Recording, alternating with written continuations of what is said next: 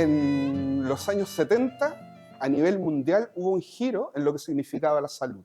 Se intenta mover la mirada biomédica para hacerla más amplia y considerar que la persona era mucho más que un ente biológico. Desde ahí entonces es que empieza algo que se conoce como la mirada ecológica, que considera al ser humano en 3 dimensiones: bio, psico y social. Con los aportes que realiza la psicología transpersonal al estudio de la persona, dijeron, mira, si tenemos solo 3 dimensiones nos vamos a quedar cortos, nos faltan 3 dimensiones más. Y agregaron la eco y la espiritual. Por tanto, desde esta mirada entendemos que el ser humano tiene 5 dimensiones: eco, bio, psico, socio, espiritual. Hoy día vamos a hablar de esta última dimensión, pero no se engañen, no es que vamos a hablar solo de ella, porque es imposible acercarnos a ella sin considerar las anteriores. Y para conversar hoy día de este tema, en Camino de Transformación, en este capítulo que se llama Conectar el Espíritu, me acompaña un gran amigo, constelador, filósofo, terapeuta, alguien a quien queremos mucho y que usted seguramente ya conoce, y si no, lo va a conocer ahora y lo va a querer tanto como lo quiero yo. Les presento a don Enzo Arias Villarroel.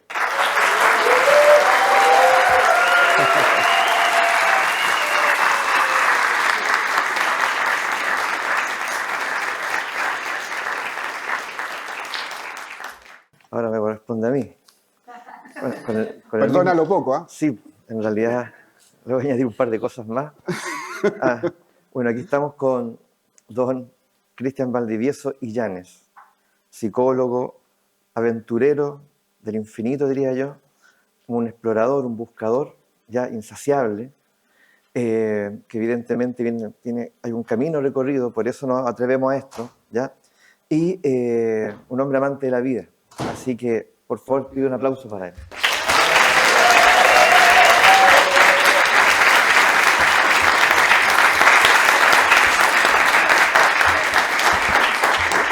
Bien. Vamos a abrir los fuegos en este capítulo. Y lo vamos a hacer con una pregunta muy sencilla y personal.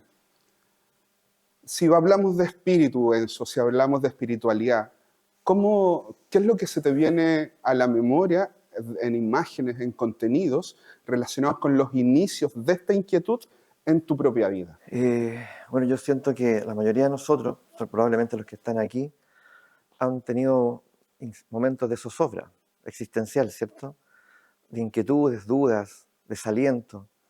Yo también pasé por ahí y creo que es importante pasar por ahí, ¿ya?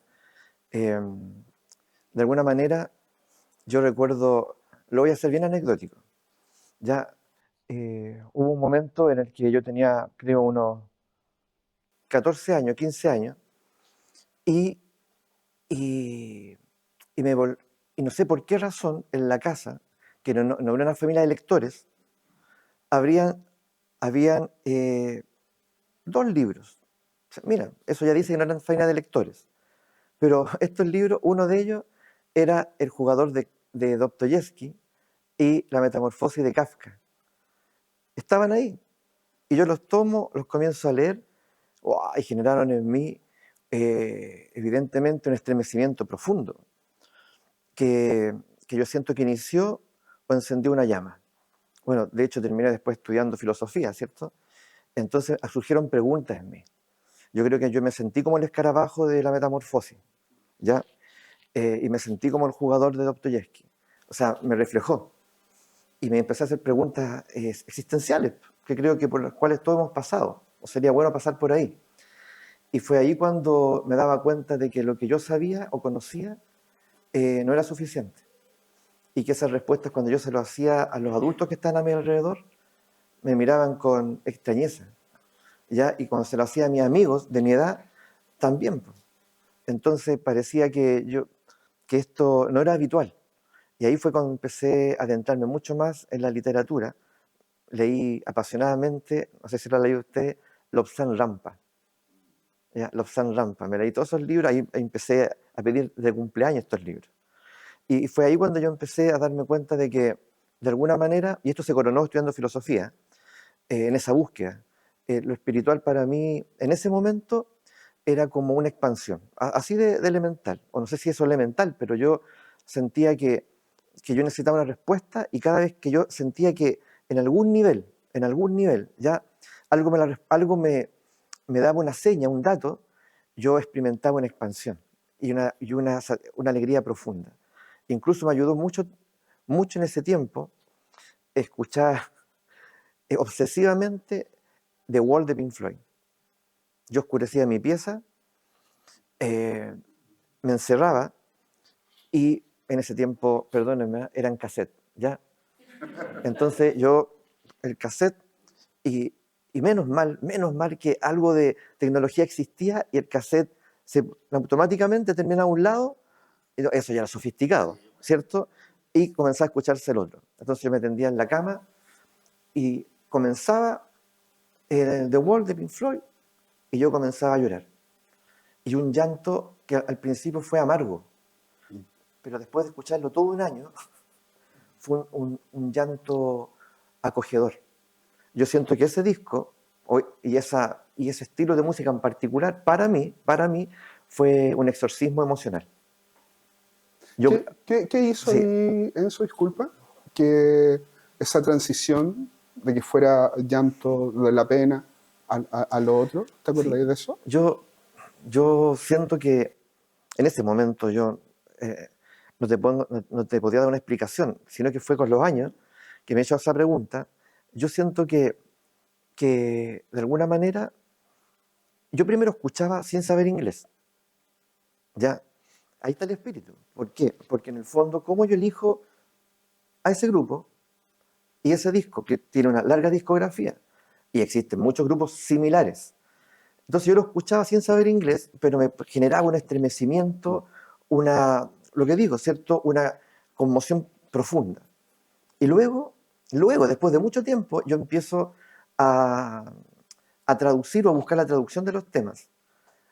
Y ¿sabes qué? Cada tema yo sentía que era un espejo, Mm, hablaba de mí. mm. Hay un tema, de hecho, que se llama Madre, ¿cierto? Y ese tema, ya que en el fondo la relación que tenía él con su mamá, que en este caso sería mi abuela, era idéntica. Yo sentía que era idéntica. Era como, de alguna manera, yo siento que yo veo ahí una maniobra del espíritu, un toque del espíritu. Como si me hubiese dicho, mira chiquillo, ya es fundamental que tú escuches esto va a ser tu terapia del año, ya eh, lánzate, desgárrate, llora, porque al final del año vaya a experimentar la ternura que tanto buscas. Yo creo que ahí comenzó como esta experiencia espiritual, Mm. ¿cierto? Sentirme acompañado por algo que pareciera que no es un otro, sin embargo está ahí. Así comenzó. ¿Y te acuerdas cómo era esa sensación de sentirse acompañado?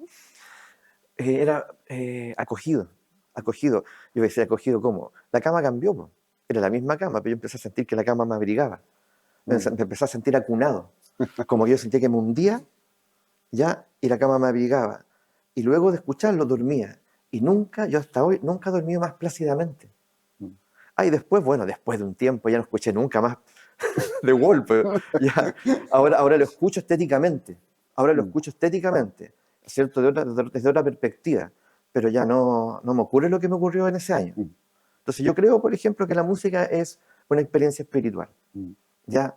Y tal vez todos nosotros tenemos un canto y tenemos una música que tenemos que encontrar. Para mí fue en ese momento eso. Bello.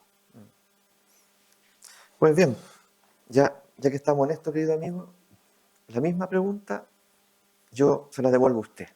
¿De Mm. qué manera se te manifestó, Mm. se abrió, te tocó el espíritu, Mm. ya en los inicios? No estaba preparado esta pregunta, Enzo. Ajá.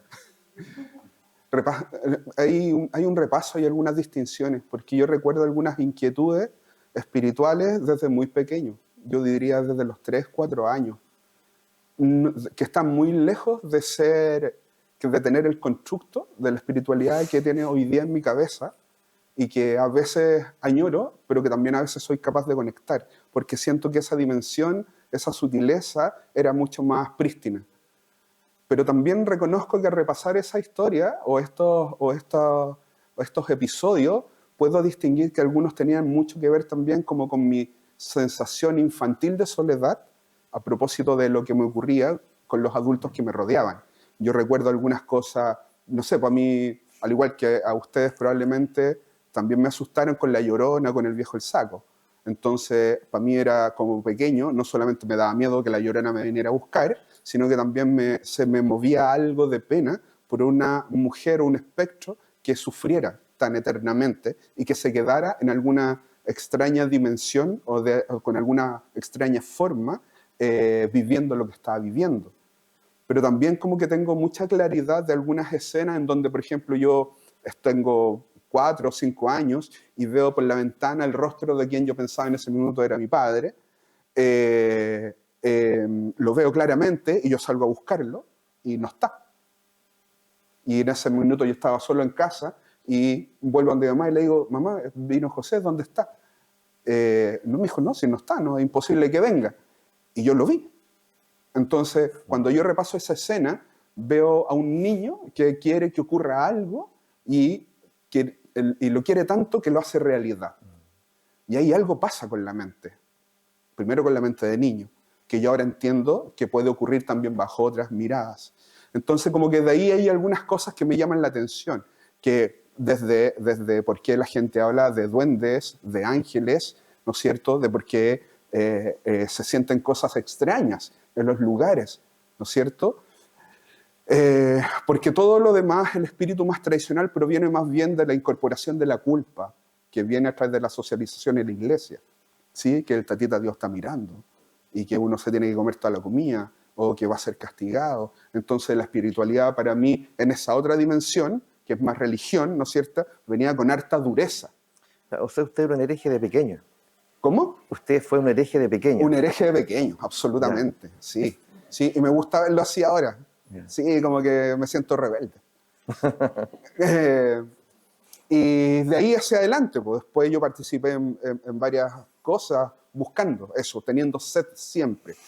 Pero también con estas dos dimensiones, como una queriendo ser acogido por algo y al mismo tiempo siendo sanado.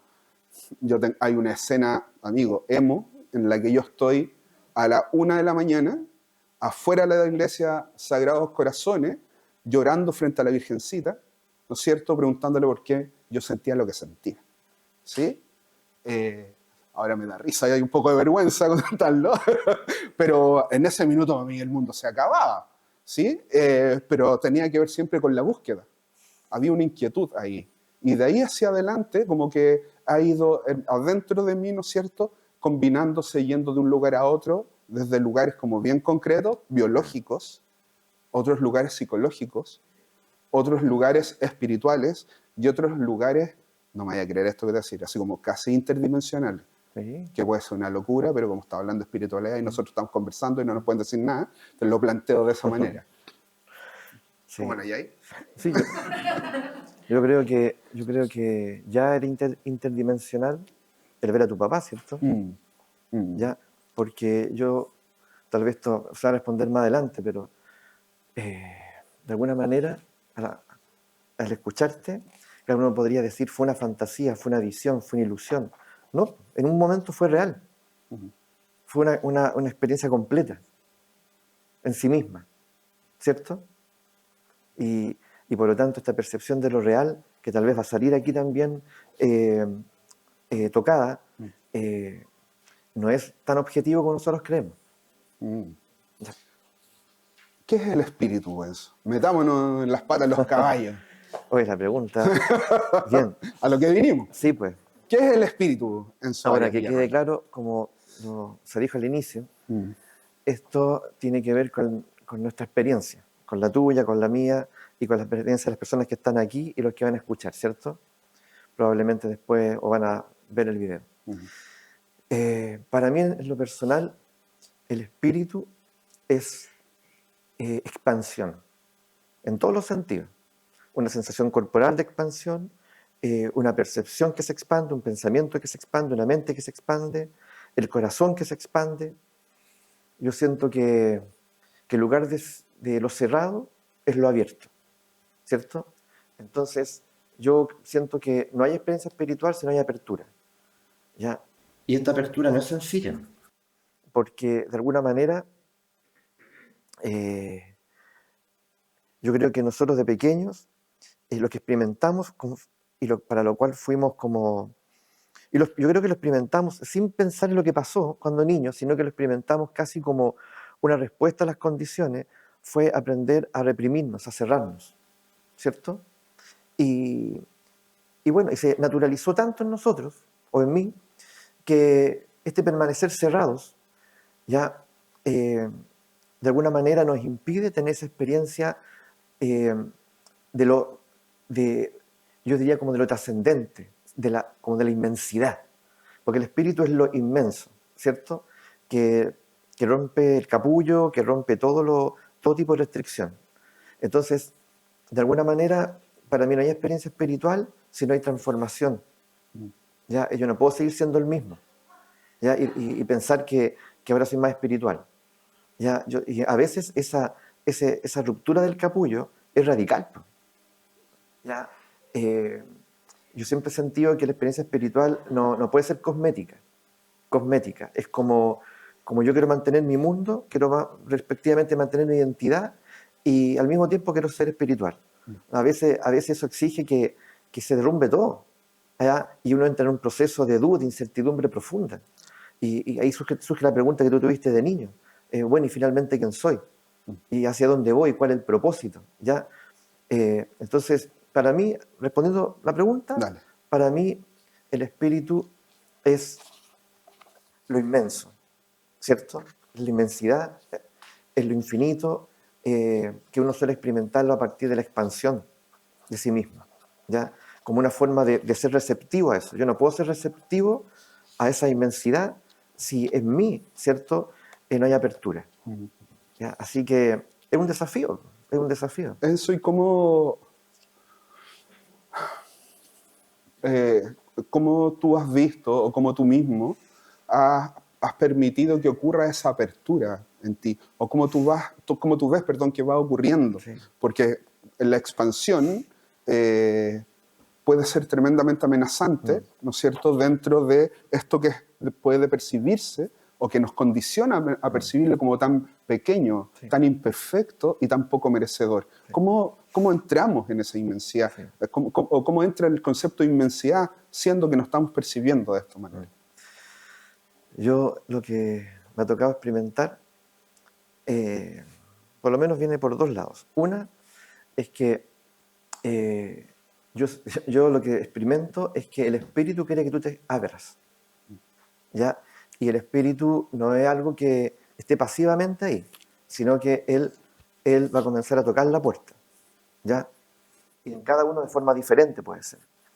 Y uno puede que no lo atienda, que se haga el leso, ¿cierto? Que se haga el distraído, y sigue tocando la puerta, ¿ya? Con situaciones, circunstancias, relaciones, sueños, en fin, ¿cierto? Y cuando uno, de alguna forma, aunque sea de reojo, se da cuenta que alguien está tocando la puerta y se asoma, ya eso es un comienzo, ya no hay vuelta atrás, no hay vuelta atrás, ¿cierto?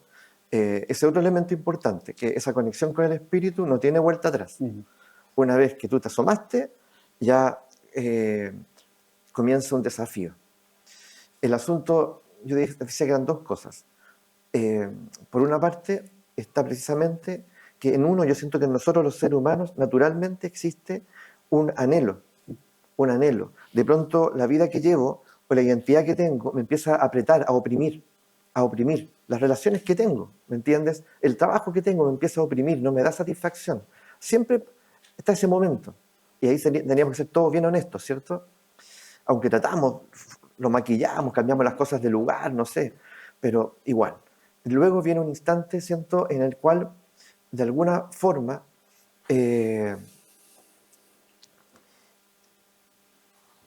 algo dentro de ti dice, ya, de acuerdo, vamos con todo. Y este ir con todo significa que uno a propósito comienza a buscar instancias a partir de las cuales ya uno pueda tener esta experiencia espiritual y esta apertura. ¿Ya?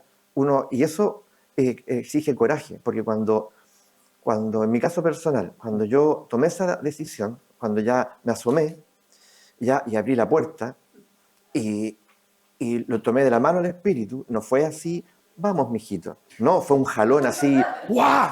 Fue un jalón, pero ya, entonces, de pronto me encontré, dije, ya, bueno, perfecto.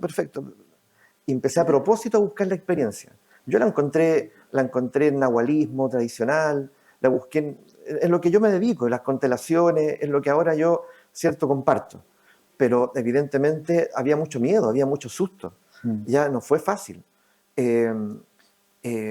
¿Por qué? No porque eso tuviese un halo de misterio, de terror, sino que era porque esto me estaba transformando. Es decir, de lo conocido pasé a lo desconocido. Empecé a descubrir dimensiones en mí que yo no conocía. Ya, Jung le llamaría la sombra, tal vez, ¿cierto? Entonces comencé a descubrir otro personaje. De hecho, yo al inicio de toda esta historia, el que leía los libros, se llamaba Marcelo. Yo me llamaba Marcelo. ¿Ya? Así era conocido en mi barrio. Ya. Marcelito.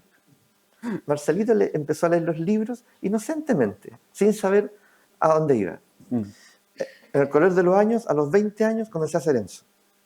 Ya Enzo no es que lo inventé, no es que lo saqué de un libro, sino que Enzo es mi primer nombre, Enzo Marcelo. Hay una historia, no es el momento, pero el asunto es que todos me conocían por Marcelo, y luego, ¿cierto?, me convierto finalmente en Enzo, que es la identidad transitoria que hoy en día me satisface.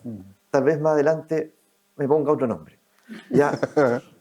¿Por qué? Porque este camino espiritual, el espíritu te dice, y yo creo que nos dice a todos, no a mí nomás, te dice, la identidad es transitoria, es funcional a lo social, es un acuerdo, ya no te apegues a ella. Tú no eres Marco, no eres Gloria, no eres Enzo, no eres Cristian, ya cuando ya te canse, te aburra, ya no te refleje, sencillamente cámbiala. Y pasan cosas con la gente, a eso voy. Porque claro, si yo me cambio el nombre, pasan cosas con la gente. Pero si yo empiezo a cambiar de actitud, empiezo a cambiar mi forma de vestir, mi forma de mirar, las preguntas que hago, a la gente le ocurren cosas, porque la gente ama lo conocido, sobre todo a la esposa. Le pasan cosas, no es que ame lo conocido, sino que le pasan cosas, Dale. porque te conoció un personaje y de pronto el personaje comienza a transformarse. Y esto es de ida y vuelta. Entonces, yo añadiría algo. El espíritu es, además de todo, es también lo desconocido. ¿Cierto? Nunca, ¿cierto?, va a ser apresable. ¿Quieres decir algo? ¿No? Sí, po. Quiero decir algo. ¿Sí? Qué interesante esto, porque cuando tú y yo planificamos esto, sabíamos que no íbamos a encontrar con esto, que tenía que ver con las visiones distintas, pero que de alguna manera vamos a ir viendo que se van encontrando. Sí. Y cómo es que la rigidez y la conceptualización a veces nos idiotiza, ¿no es cierto? Y nos rigidiza defendiendo ideas absurdas. Para mí el espíritu me sabe bien como a dimensión. No sé si más adentro o más afuera. Pero ahí yo entiendo y yo aprendí, y esto me enamoró en el último año de mi carrera. Yo ahí aprendí que había una forma en la cual yo podía seguir descubriendo de la espiritualidad a través de lo que era el humanismo y lo transpersonal. Estaba así como, me encantaba el psicoanálisis, lo sistémico, pero mi lugar calentito yo lo encontré en esto otro. Y además tuve una muy buena maestra, que es Iris Zúñiga, una psicóloga de acá, de Viña del Mar, que era ella muy firme, muy clara en sus indicaciones, y yo tuve la oportunidad de trabajar con ella. Y ahí se me iba haciendo sentido esta idea de que había una dimensión adentro de nosotros que tenía que ver con eso que llamamos espiritual, que es espíritu, perdón. Y que esa dimensión podía estar más o menos adentro dependiendo de las circunstancias que a veces estábamos viviendo. Que cuando la cosa estaba más complicada, ¿no es cierto?, y estamos resolviendo, mirando la vida más desde el condicionamiento, es más difícil acceder al espíritu, porque está más bien la conciencia del drama, de la teleserie interior que tenemos y de cómo nos contamos el cuento de la vida. Pero el espíritu está ahí, esperando, diciendo, aquí estoy, ¿sí? Y cuando uno está, las cosas están un poco más tranquilas, como que puede ir a buscarlo. A mí me gusta mucho, por ejemplo, la meditación como técnica para distintas cosas. Y la gente habitualmente cree que uno tiene que estar bien para meditar. Y en realidad es como, ojalá sea al revés. Ojalá ir al espacio de la meditación cuando uno está caótico. Porque en ese caos uno empieza a mirar esta dimensión, estas sutilezas. Alguna vez conversando con Marcela Moreno, que es una chica que yo recomiendo mucho, que es canalizadora, ¿no es cierto? Y amiga y que ha estado con nosotros en algunas experiencias, la Marcela Moreno se refería al espíritu como un hilito, un hilo que está dentro de nosotros y que uno puede ir a buscarlo, ¿sí? Algunos dicen que uno puede llegar a ese hilito, a esa dimensión, a través de algo que conocemos como intuición, ¿sí? Que para las personas no creyentes es lo mismo que el Espíritu Santo, ¿ya? Ojo ahí con esas distinciones, porque probablemente tú y yo crecimos, nos vamos a confundir si empezamos a ver el mundo bajo la mirada concreta, ¿no es cierto?, que nos dejó toda la cultura judeo-cristiana, católica, apostólica, romana, ¿no es cierto?, a propósito de la paranoia y qué es lo que significa que eso, no el Espíritu Santo. Pero el Espíritu Santo tiene que ver con eso, que te permite ir a buscar ahí. Llámenlo como quieras, pero está ahí. Y hay algo que dice, que concuerdo contigo, que tiene que ver con que es irreversible. Y eso para mí es una belleza, porque tiene que ver con una distinción que ha sido como materia de escritores, de cineastas y de cantantes, y tú como filósofo estarás de acuerdo conmigo en esto, y que tiene que ver con el libre albedrío. Si yo elijo ir a buscarlo, oja, se viene todo. Y esto que tú dices que asusta, yo lo veo que tiene que ver con el cambio perceptual. Uno no puede entrar al espíritu con la misma forma de percibir el mundo. Y si entra con esa forma de percibir el mundo, esa forma se va a destruir, se va a mover. Y ahí ocurre esto que, como que tú estabas diciendo hace un rato, como que la destrucción, el desarme, que me suena muy a la torre del tarot, ¿sí? ¡Ay, qué miedo cuando aparece la torre! Ahí, ¡ah! ¿No es cierto? Y eso tiene que ver con el cambio perceptual. Viene un ciclo nuevo. Y para el ciclo nuevo necesitamos echar abajo. Eso es muy de espíritu. Sí. Entonces, para mí el espíritu tiene que ver con ese ir adentro. Y yo lo hago así porque soy pisciano y me van a disculpar, pero soy un romántico de la vida y de las cosas. Entonces, por eso yo lo relato así. Otras personas, el espíritu es más parco, más, ¿no es cierto?, más serio. Para mí es delicadeza, es sutileza, es flexibilidad, es amoroso, es calor, como tú lo decías. Qué lindo la cama que te abriga, que te acoge. La cama, la misma cama en donde hay dormido, no sé, 5 años, ¿cachai? O 10. Y ahora, de pronto, es abrigadora, porque hay un cambio perceptual. Y ese cambio perceptual se instala a propósito de que hay una decisión. Y esa decisión es de ir a conectar algo que está adentro y que siempre ha estado dentro, y que es el espíritu. Y que, ojo, está conectado contigo. Y contigo, contigo, contigo y con todos. Incluso con aquellos que no queremos que esté conectado. Está conectado. ¿Cómo lo ves, joven? Así, pues tal cual.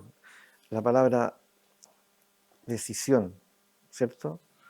Decisión, que de hecho la palabra decisión etimológicamente significa corte, significa cortar, ¿ya? Y interesante, cuando uno de pronto recurre a la etimología y se da cuenta de cuando uno dice, tomé una decisión, ya me decidí, ¿cierto? Y podríamos añadir también a las características de la experiencia espiritual, que hay una decisión ahí, hay una determinación, hay un antes y un después, hay un corte. Con todo lo que dijiste tú, ¿cierto? Eso involucra que la percepción se transforme. Por tanto, ¿cómo se manifiesta en el mundo el espíritu eso? Yo he pesquisado un poco eso, en mí y en los demás, y como te decía, yo me fui nutriendo en el tiempo, básicamente, de las constelaciones familiares y del nahualismo, que es una experiencia, una sabiduría mesoamericana, ¿cierto? Milenaria.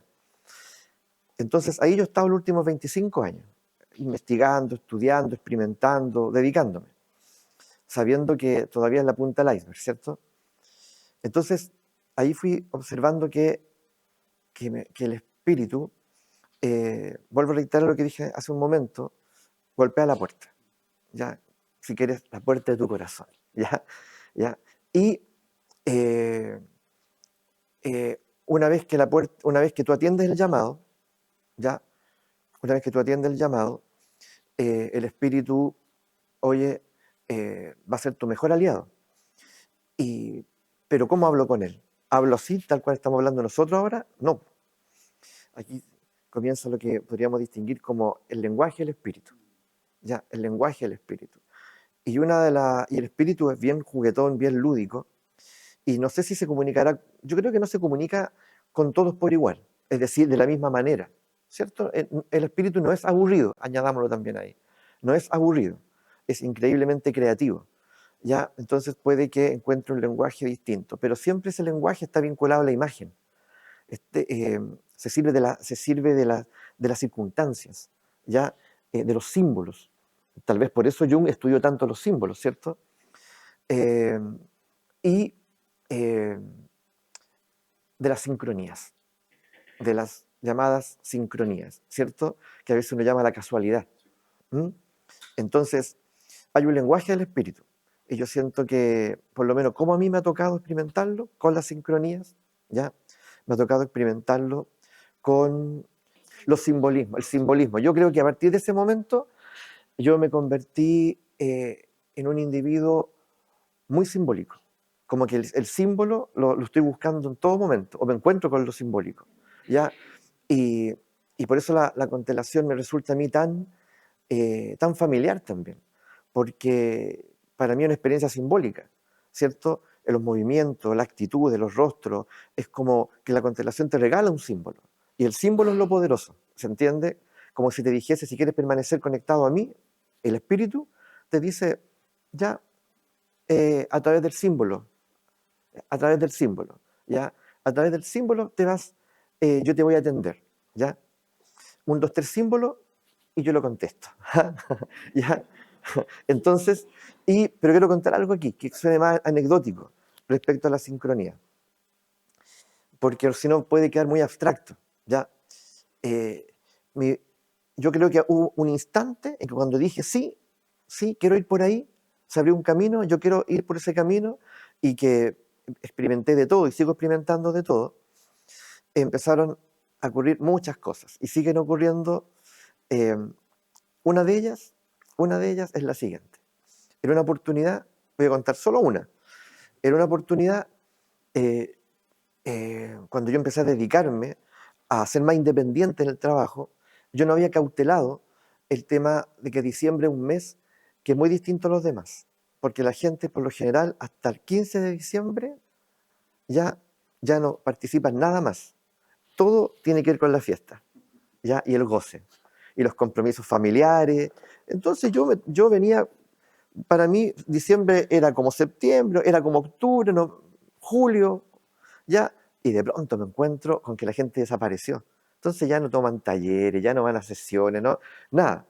Uf, entonces a mí me tocaba, me quedaba mucho por cumplir el mes, y me angustié, me angustié. Y solo en mi consulta, como que le dije, bueno, por favor dame una manito, por favor, porque así no llego, ¿ya? Y con todo lo que es diciembre, po, que es la fiesta, que los regalos. Entonces, me angustié profundamente y salí de la consulta y me fui cabizbajo caminando por la calle Valparaíso, en Viña del Mar, consternado, preocupado. ¿Qué va a hacer de mí, Señor? Entonces llega Y toda la gente y con bolsa y claro, todo la gente pasando con, alrededor de claro, ti. Y claro, llovía sobre ti claro, nomás. claro. No, sí fue increíble. Entonces, ¿qué ocurre? Que voy caminando, pero así, preocupado, cabizbajo. Llego a una esquina, semáforo, ya, y yo voy cruzando y me caigo, pero es como si me hubiese empujado. No fue una caída como normal, es como ya quedé desplomado en el piso. Y como además dolorido, se acerca alguien que nunca le vi el rostro pero esto era una persona, pues no era un ángel que apareció. ¿Estáis Entonces, seguros? era un ángel disfrazado de persona, llega, me toma y me dice, yo luego escuchaba, me decía, no se preocupe papito, está todo bien. No se preocupe papito, está todo bien. Y yo me quedé con eso. Y yo como que ni siquiera me conecté con él, ya, no sé si fue una visión mía, y la gente pasaba, pues. Y yo, no se preocupe papito, está todo bien. Y sé que se tranquilizó algo en mí. Pum, llegué a la casa y ya era tan drástico todo esto que ocurría que en el fondo yo ya no tenía para qué ir a la sesión del día de mañana, porque la gente desapareció, po. Entonces dije, voy a ir a cambiar la tarjeta, esta tarjeta bancaria, porque no me funciona ya en la caja automática. Fui tranquilo, me fui temprano porque no me gusta hacer fila, llego, estaba solo ahí, llegué el primero, el sujeto me atiende relajado y me dice, ¿qué quiere usted? No, simplemente la tarjeta, quiero cambiarla. Perfecto. Él abre y como yo estaba solo, él como que yo podía ver toda la pantalla.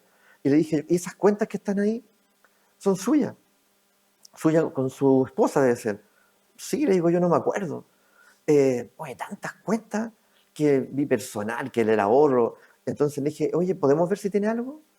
Todas tenían algo. Fue la mejor Navidad de mi vida.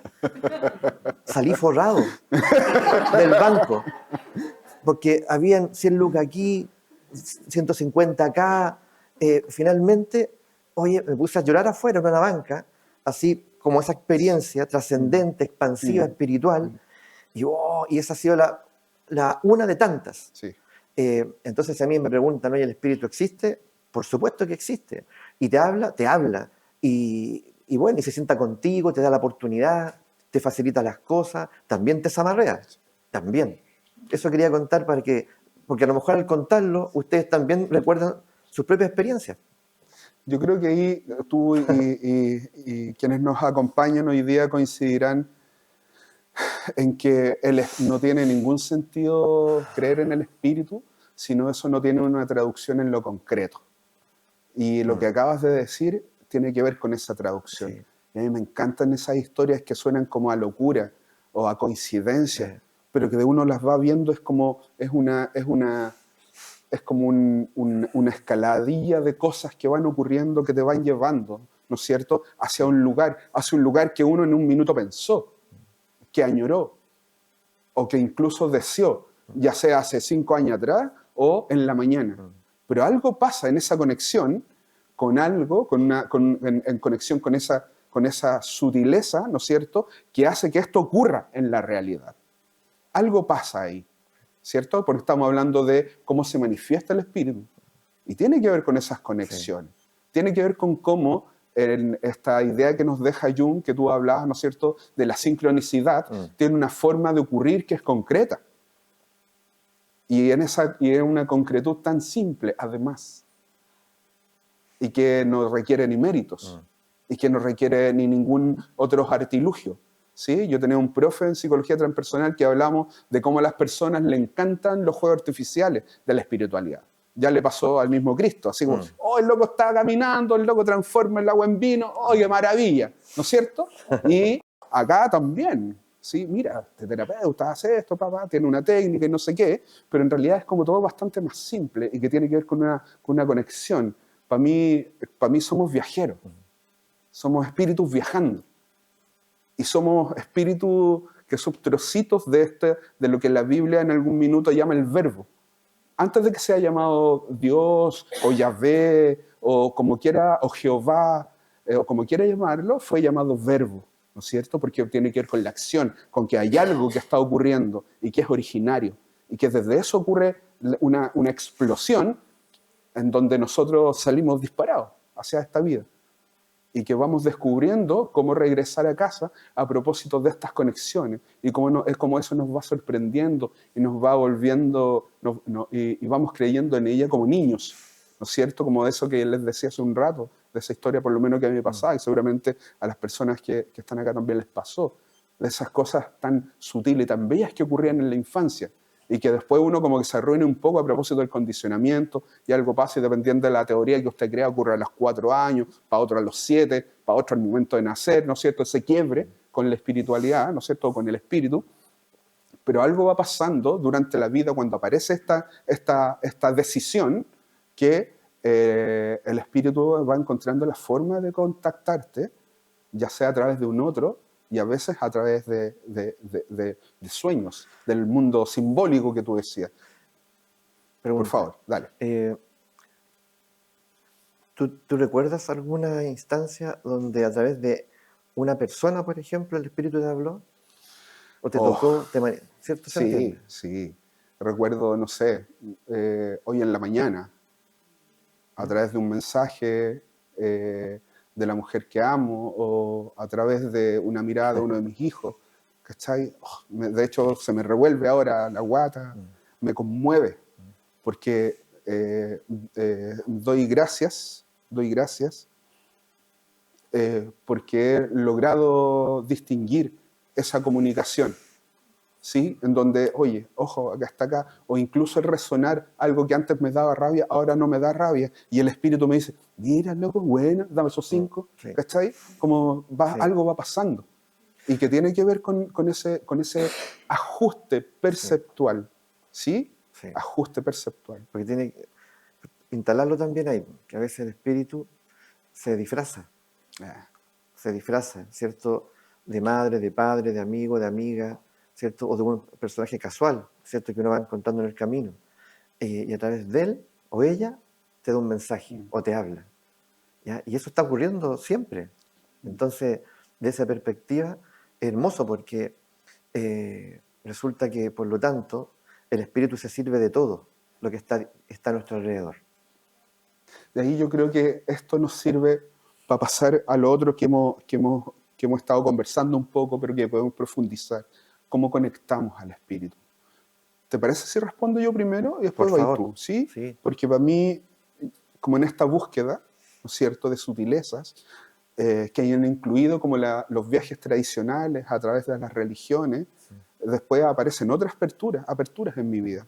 El contacto con la magia, con el tarot, la astrología, el chamanismo, la participación en ceremonias hinduistas, en otras budistas, ¿no es cierto? Pero a mí hay un camino que me ha estado gustando, que he estado recorriendo el último tiempo y que tiene que ver con lo que nos propone un curso de milagro. Un curso de milagro, para quienes no lo saben, lo podríamos poner dentro de algo que fácilmente se podría llamar como cristianismo místico, ¿sí? En donde el Curso de Milagros es un libro que fue canalizado por una psicóloga gringa, ¿sí?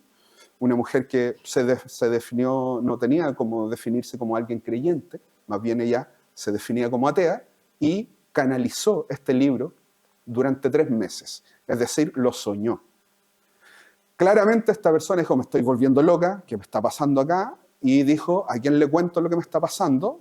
Porque me van a mandar al psiquiátrico, cosa que ocurre cuando uno tiene una apertura de canal, ¿sí? Tristemente hay muchas historias de esas.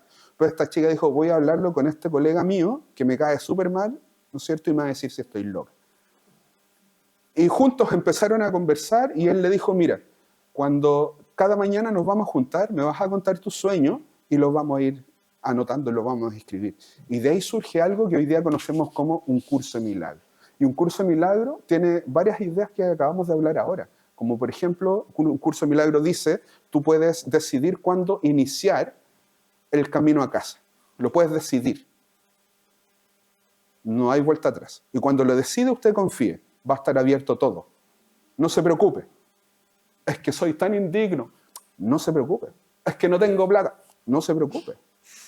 Es que nadie me ama. No se preocupe. Le estoy diciendo, no se preocupe. Porque es así. ¿Sí? Un curso de milagro como que viene a proponernos una forma de ir a encontrar ese adentro. De hecho, un curso de milagro dice, ni siquiera es importante que tú creas en Dios. Solo decide abrirte al espíritu. Y no importa si lo va a hacer a través del chamanismo de nuevo o a través del hinduismo, no importa, hágalo por donde quiera. Quiere adorar a Satanás, hágalo, va a llegar igual. Ojo con esa idea, porque no hay forma de no llegar. No hay moralidad. No hay moralidad, justamente, porque al espíritu no le interesa la moralidad. No le interesa el drama que tenemos metido adentro. No le interesa la decisión y cómo ponemos atención, que tiene que ver, ¿no es cierto? Cuando meditamos, enfocamos la atención, enfocamos la atención, enfocamos la atención en el camino, en quien está al frente de nosotros.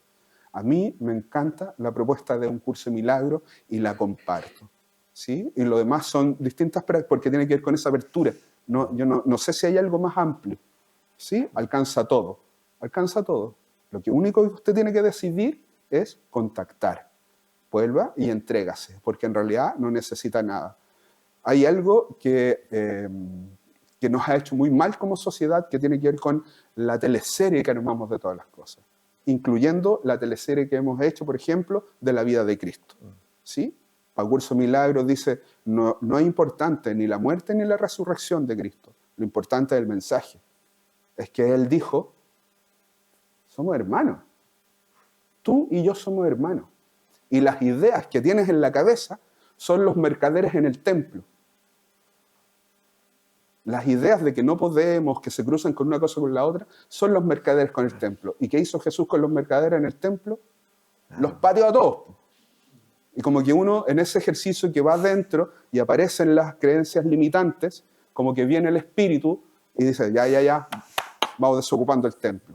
Y para mí eso me parece una maravilla. ¿Cómo lo veis tú, Enzo? Tomándome de los mercaderes en el templo, que son bien ruidosos, ¿ya? Y te venden de todo, de todo. En el nahualismo tradicional, que aparece también esto en los libros de Castaneda, le llaman el diálogo interior, ¿cierto? Parar el diálogo, el arte de parar el diálogo interior. Un diálogo que no nace con uno, sino que se instala en uno a través de nuestros primeros maestros. ¿Quiénes son? Papá, mamá, abuelos, escolaridad, en fin, ¿cierto? Que nos enseñan a hablarnos a nosotros mismos. Entonces, si ustedes se hablan a sí mismos y tienen el hábito de hablarse a sí mismos, eso en realidad es una rareza, pero uno lo tiene naturalizado. Es decir, excepto que yo me hable, o sea, lo primero es aprender a suspender el diálogo, que no es fácil.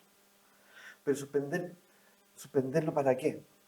En el fondo, para poder escuchar lo que hablan. Porque probablemente nunca vas a tener esta experiencia de que nada esté parloteando dentro. Pero ya escuchar lo que hablan, y que a veces hablan mal de ti, y te dicen barbaridades, tú no puedes, tú no vales, no te quieren, ya tú debieses hacer esfuerzo para que te vean, para que te quieran, para que te amen. Así no, eres muy insuficiente. Eso no es Dios ni el Espíritu, no, en absoluto. Eso son los mercaderes, ¿no? ¿Ya?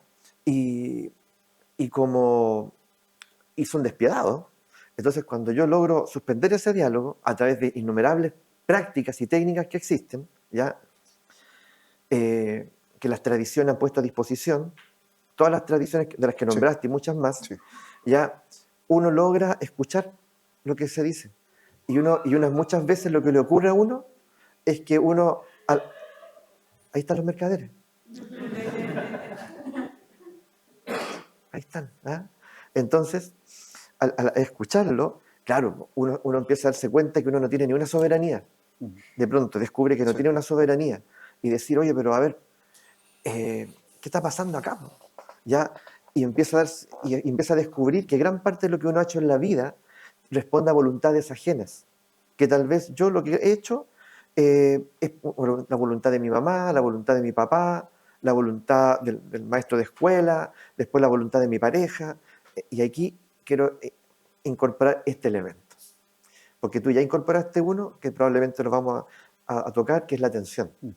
Otro elemento es la voluntad, que van muy de la mano, muy de la mano. Yo creo que ese camino espiritual, la atención y la voluntad son también aliados fundamentales y que hay que cultivarlo, disciplinarlo, educarlo. Entonces, uno descubre que yo siempre he hecho la voluntad de otro. Y ahí hay oraciones que uno recuerda, que se haga,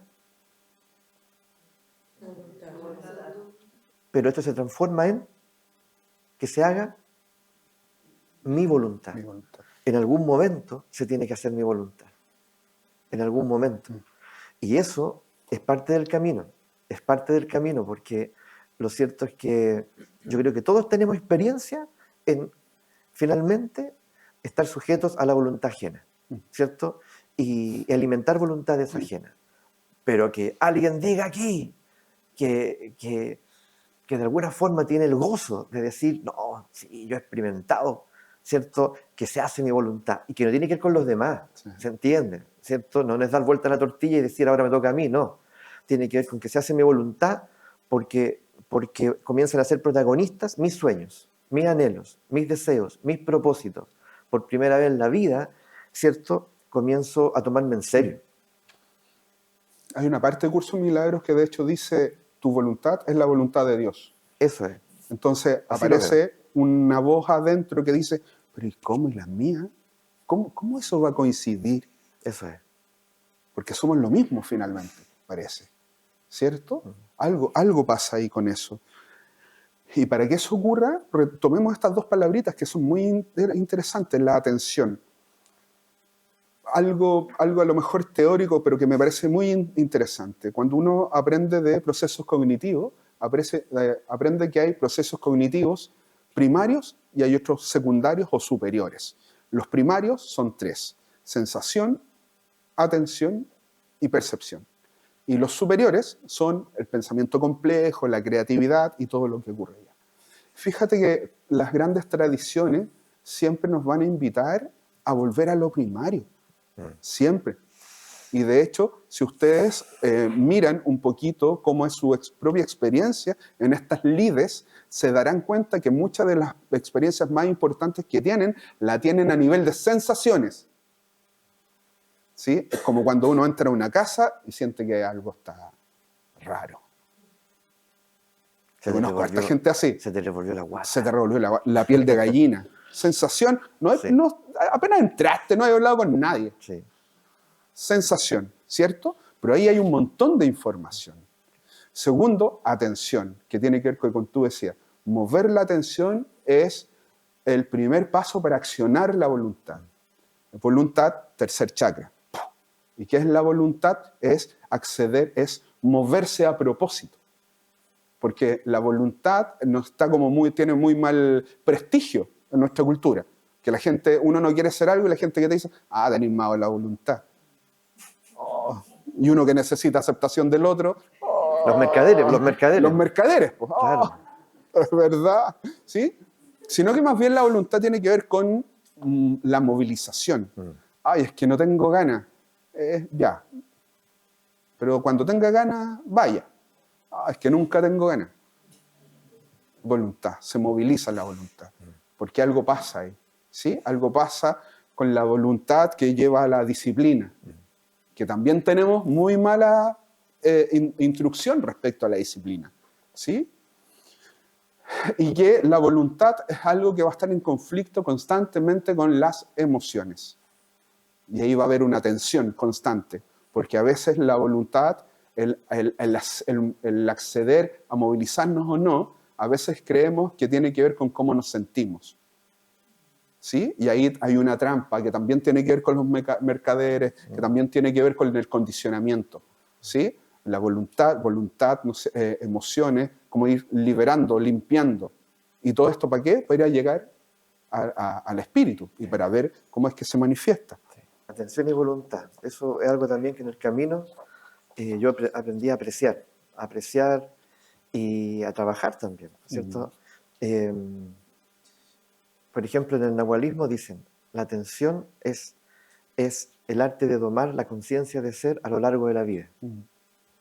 Domar la conciencia de ser a lo largo de la vida. A lo largo de la vida. Domar. Esa es la palabra que ocupan. Sí, lo volví a leer ayer para rescatar la frase. ¿Cierto? No quería aquí parafrasearla. Entonces, evidentemente que ya esa frase en un análisis te abre... porque de alguna manera... pero tú dijiste algo que no quiero dejar pasar. Dale. Dijiste, la atención, por ejemplo, está dentro de las facultades primarias. Sí. Y después viene pensamiento, creatividad. Y si fuera...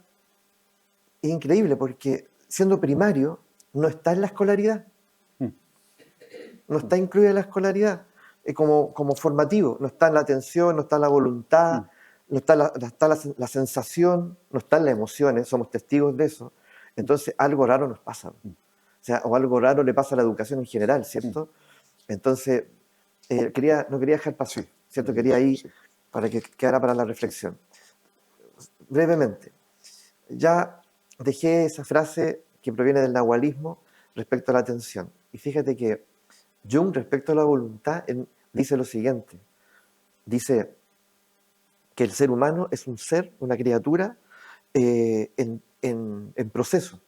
¿Ya? ¿Ya? Por lo tanto, no está acabado. Y dice, y alguien le podría preguntar, bueno, ¿pero por qué dice eso? Porque la voluntad en el ser humano es fundamental. Y en el ser humano, dice él, la voluntad se encuentra en un estado embrionario. Embrionario. ¿Ah? Y solo cuando se lo toma en serio y comienza a desarrollarlo, ¿ya? El ser humano se va a dar cuenta del potencial creador que tiene. Porque mirado también, ya que estamos en este ir y venir desde miradas diferentes, pero al mismo tiempo que comulgan, a esa voluntad sostenida, a esa voluntad férrea, a esa determinación, ¿me entiendes? Que me permite, por ejemplo, llegar donde quiero llegar, ¿ya? O hacer que se manifieste en mi vida lo que tanto anhelo, ellos le llaman el intento inflexible. ¿Cierto? Que es y ahí se junta, que es una atención sostenida, continua y enfocada. Entonces, pero eso todo se puede educar. Todo eso se puede educar. ¿Me entiendes? No tiene por qué quedar al arbitrio de uno. Como a mí me interesó, yo descubrí esto, me gustaría ver a dónde me lleva. Eso podría estar en la escolaridad. ¿Ya? Y no necesitamos una tecnología, no necesitamos un espacio, no sé, ya un diseño especial. Simplemente abrir la puerta. Mira, ayer me encontré con un amigo, con un compañero de la enseñanza básica. Judas. ¿Cómo? Judas. Ah, sí, pues sí, estuve. Yeah. Y me dijo, pucha, me gustaría conversar contigo. No nos vemos hace 30 años atrás. Y me dice, pucha, quiero conversar contigo, no sé qué. Lo que pasa es que me detectaron TDAH. Y miraba al suelo. Y me da vergüenza, quiero conversar contigo, pero me da vergüenza. Y yo lo miro, loco, pues eso, yo sé eso desde que éramos compañeros. ¿Dónde está la sorpresa? Cuéntame algo que no sepa. Pero fíjate que estaba avergonzado de lo que le pasaba. Sí. Imagínate eso cuando somos pequeños, que tiene que ver con lo que tú decías, ¿sí? Porque vivimos como que vivimos en una sociedad, ¿no es cierto?, que nos dice que debemos ser solo un par de dimensiones. No todas estas que realmente somos. Como por ejemplo, estoy pensando en las veces en que yo vi a un niño deprimido porque no podía controlar su cuerpo, porque tiene hiperactividad. Y nosotros fuimos y lo patologizamos, ¿no es cierto? O el niño o la niña que le cuesta poner atención porque biológicamente no puede hacer, y que vinimos nosotros, fuimos y lo patologizamos. Y ni hablar de aquellas otras personas que tienen otras facultades abiertas, como por ejemplo contactarse con otras dimensiones. ¿Y qué es lo que ha hecho la mirada biomédica? Patologizarla. Michel Foucault en Historia de la Locura da una cátedra respecto a lo que ha ido pasando con eso. Y todo esto podría ser mucho más sano y saludable si dejáramos de intentar ser todos iguales. Por algo existe una línea hoy día que se llama la antipsiquiatría, que uno cuando ve Hombre mirando al sudeste, una película argentina que es una maravilla, en donde el personaje que sufre o disfruta de la esquizofrenia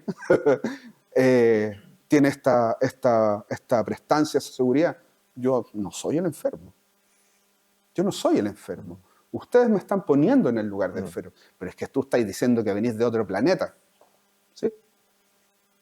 Yo no veo a Matías de Stéfano metido en el psiquiátrico. A Gustavo Di Stéfano, ¿sí? Matías.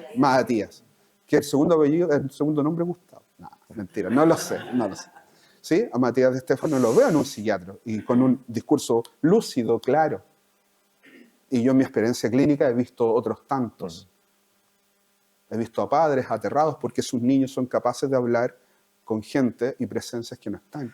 ¿Y Sí. qué pasa ahí? Sí. Ahí hay algo, ahí hay un canal, hay sensaciones que están puestas, hay atención, y no es pensamiento complejo. Y parece que hay algo también que nos contacta o que nos permite, esas personas nos permiten acceder a otro tipo de información que hacen que ocurra esto que tú decías al Sí. principio, esa expansión, la expansión. Fíjate que recogiendo eso de la depresión, y bueno, evidentemente esa tendencia que existe aún a diagnosticarlo todo, ¿ya? Y la persona luego a entenderse desde ahí, como que se lo explica todo desde ahí. Sí. El espíritu en esa amplitud, esa mirada espiritual de amplitud y de expansión que tiene que ver con uno mismo, que yo me aprendo a mirar ampliamente, ese es el punto, ya no como apegado a una identidad. En una oportunidad, claro, una persona, me toca trabajar con una persona que ya con el diagnóstico, ella misma, de depresión, convencida de eso, y yo le digo, en este espacio que se va creando y que es diferente, donde el espíritu sí puede participar, ¿ya? Y de pronto se hace cargo, yo me acuerdo que lo que surge ahí es lo siguiente. Le digo, pero desde la intuición, ¿cierto? Nuevamente, no Sí. desde una Sí. literatura. Le digo, tú me da la impresión que cuando tú hablas, tú crees que la totalidad de ti mismo está deprimido. ¿Cómo? Me dice, es que yo estoy convencido de que hay una parte de ti deprimida, pero no todo tú. Veamos qué parte es, y empezamos a trabajar desde ahí. Y de pronto llegamos, en un proceso, a que lo que estaba deprimido en él era su niño, que estaba ahí, olvidado, desatendido, ¿cierto? Y el niño en un momento le dijo, porque en estas posibilidades de poder dialogar, ¿cierto? Le dice, tenía miedo de que ahora que tú tenías el diagnóstico de depresivo, ya nunca más me encontraras. Y bueno, y ahí surgió otro proceso, que fueron estos diálogos profundos con esta experiencia de niño, que ese niño evidentemente ya estaba deprimido, pero no estaba enfermo. No estaba enfermo. Y en este reconectarse, en este vincularse, cambiaron muchas cosas. Por eso lo recojo, Lindo, porque sí. la presencia del espíritu, en una terapia, en una conversación, amplía, ¿me entiendes? Esas restricciones, esa moralidad, la derriba, y de pronto uno puede tener una experiencia del otro, de sí mismo, muy distinta y sanadora. Últimas ideas para que vamos cerrando. A propósito de lo que estás comentando, el rol del dolor en todo esto, Enzo. El rol del dolor en el contacto con el espíritu, en el desarrollo del espíritu. ¿Cómo lo ves tú eso? Sí.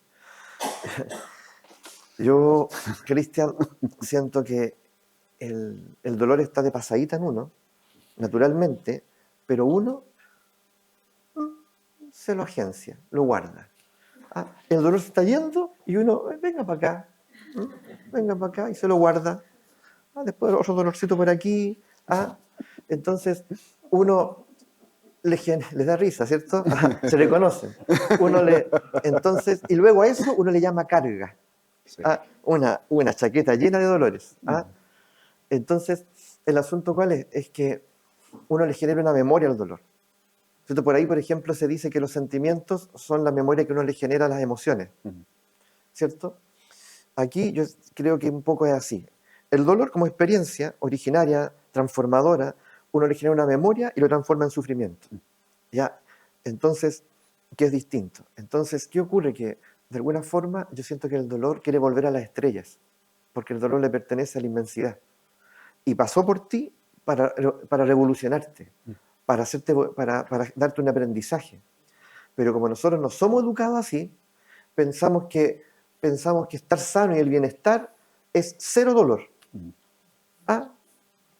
¿Cómo están sus botiquines? Tal vez en la cartera y en las mochilas tienen sus pastillitas. Hay personas que ¿cierto? Entonces, el asunto es que no, pues el bienestar no es cero dolor. Ya, no es cero dolor. el dolor es fundamental. Yo me aprendí a enamorar del dolor eh, porque en el fondo logré entender en este proceso espiritual, este camino espiritual que nunca termina, que el dolor es parte del camino. No siempre, hay gozo también, mucho gozo, y el gozo es mayor cuando tú el dolor lo has experimentado, ¿cierto? Entonces aprender a ver el dolor a los ojos, reencontrarte con él, que puede ser un dolor de hace mucho tiempo, Sí. un dolor infantil. Entonces, encontrarse con el dolor, siento que ocurre esto, mira, por lo menos esta es la imagen que tengo yo. Cada vez que yo me encuentro con el dolor, porque el dolor evidentemente golpea desde adentro y te dice, ya pues, déjame ir, libérame, Enzo. Y uno lo anestesia, lo adormece, si uno rápidamente, ¿cierto? No sé, ¿cierto? Lo esquiva con una pastilla, lo esquiva con una distracción en el mundo, que para eso somos muy buenos, todos. Entonces, cuando uno atiende y mira los ojos en el dolor viene a uno y el dolor, ¿sabes qué? Dice, quiero que me acunes, quiero que me acunes, quiero que me mezcas, ya, para ser entregado a la muerte. Ya he estado demasiado tiempo junto a ti, ya. Y eso a mí me genera una imagen que quiero regalar ahora. Cuando los niños nacen, pequeñitos, ¿uno qué hace con ellos? Los acuna, ¿cierto? Ya, los meses. Y después van creciendo y eso se nos olvida a nosotros. Y cuando uno muere y tiene la fortuna de morir en la familia lo acuna. A veces muere, alguien dice, murió en mis brazos. Así como fuimos acunados al comienzo, debemos ser acunados al final, para ir a la inmensidad. Venimos de la inmensidad, nos recibieron de esa forma, y así volvemos, nos dejan ir de esa forma. Yo quiero ser acunado, y yo escuché eso. Yo le pregunto a ustedes, ¿hace cuánto que no tienen la experiencia de sentirse acunados en otros brazos? ¿Ya se entiende? Yo siento que el espíritu, la experiencia espiritual viene acompañada de ese acunar, ¿ya? Y el dolor quiere volver a las estrellas. No es propiedad nuestra, no nos pertenece. Y porque nosotros nos apropiamos, sufrimos. Me quiero hacer una polera con esa frase. Lo primero que me surge. Ya. ¿Sí? ¿Me da permiso, no? Por supuesto. Ya. Sí. ¿Les gustó? Sí. Linda. Ya. Mira, aplauso. Bien.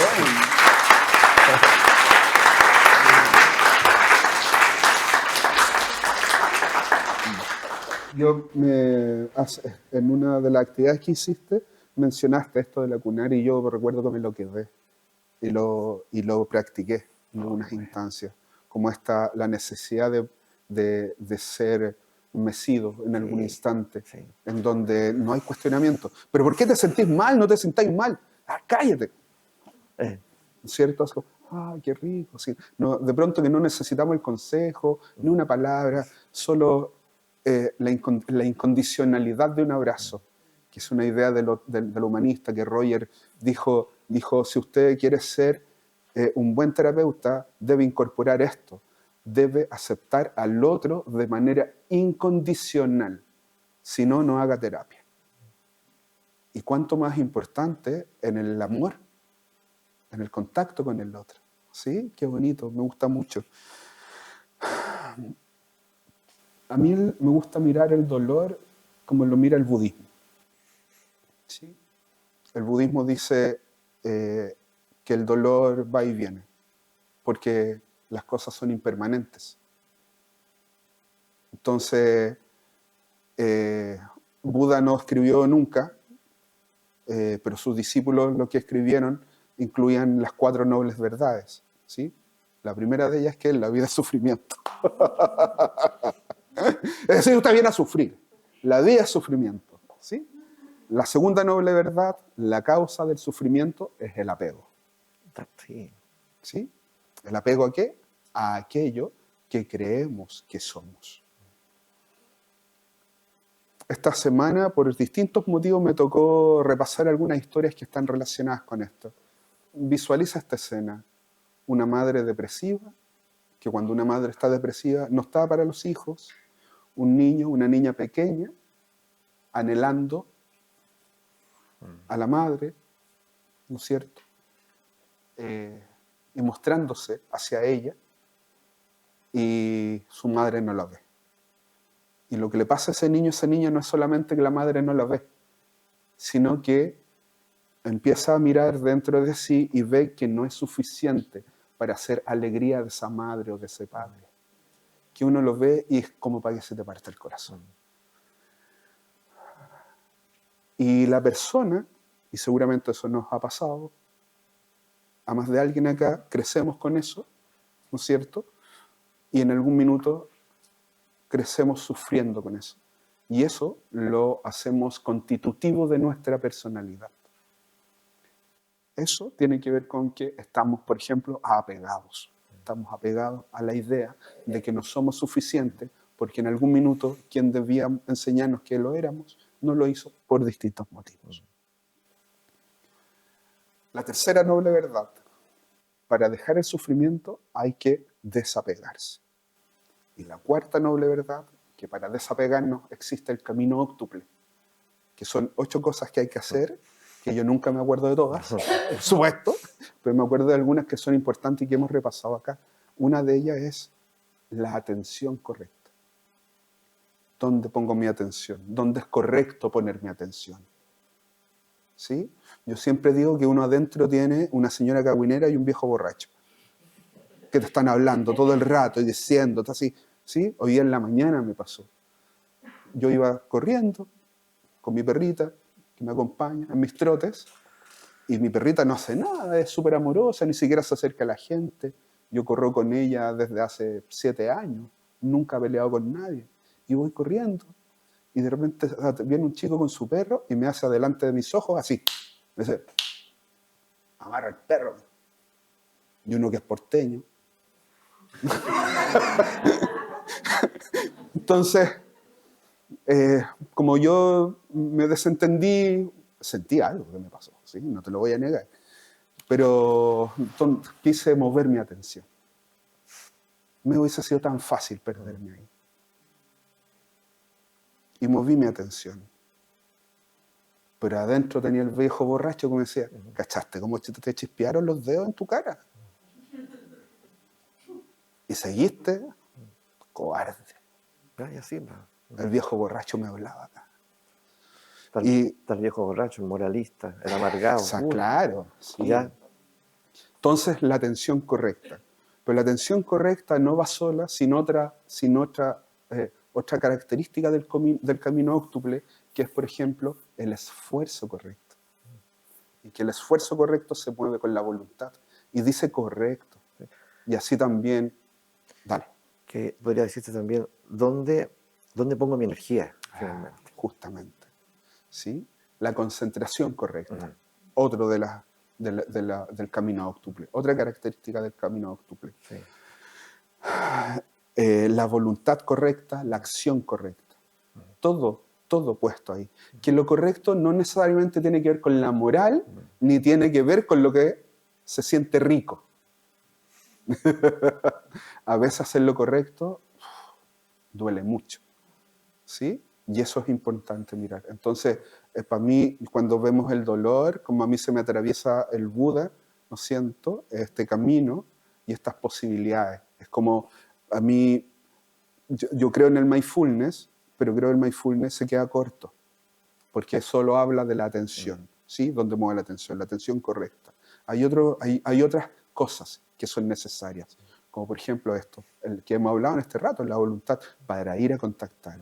Cuando hay angustia, que está asociado en el dolor, es una muy buena señal. A nosotros nos enseñaron que la angustia era mala, y es desagradable en realidad, pero es una muy buena señal porque hay una estructura que se está moviendo adentro. Sí. Y una estructura que se tiene que mover para que aparezca el espíritu. Sí. Y tomando lo que propones ahí, cuando hablaste del camino óctuple del budismo, que es recomendable revisarlo, en el nahualismo, también como una tradición milenaria, lo diría de esta manera, yo siento que es lo mismo. que en nuestra forma de estar en el mundo, nosotros tenemos que poner tenemos que considerar esto. Uno, es la atención, el tiempo y la energía. Es decir, voy a realizar esto, estoy en esta relación, estoy en este trabajo, me estoy dedicando a esto, estoy enfocándome en este pensamiento me abruma. Entonces uno se detiene un momento y dice, esto, ¿de verdad estoy dispuesto a darle lo mejor de mí, mi atención, mi energía y mi tiempo? Yo creo que esa pregunta es fundamental que nosotros la incorporemos. ¿Ya? ¿Cierto? Este pensamiento obsesivo, esto, lo que sea, ya, ¿de verdad yo voy a destinar lo mejor de mí? Tiempo, energía y atención. Y yo creo que eso puede transformar mucho las cosas. Puede ser muy revolucionario en nuestra forma de comportarnos. ¿Para qué vamos terminando? ¿Cómo es el espíritu de Enzo Arias? Gozador. Sí, el espíritu, mi espíritu es rock and rollero. Sí, es musical, gozador. Yo entiendo, si tú me quisieras describirlo, yo diría que el espíritu es un sibarita, un gozador. Entonces uno se puede encontrar con el espíritu comiendo rico, bebiendo rico, con una conversación.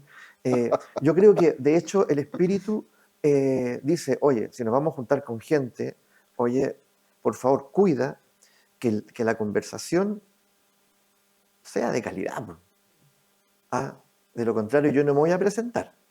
Y si el espíritu no está, que es el protagonista, realmente uno queda con un sabor amargo, ¿o no?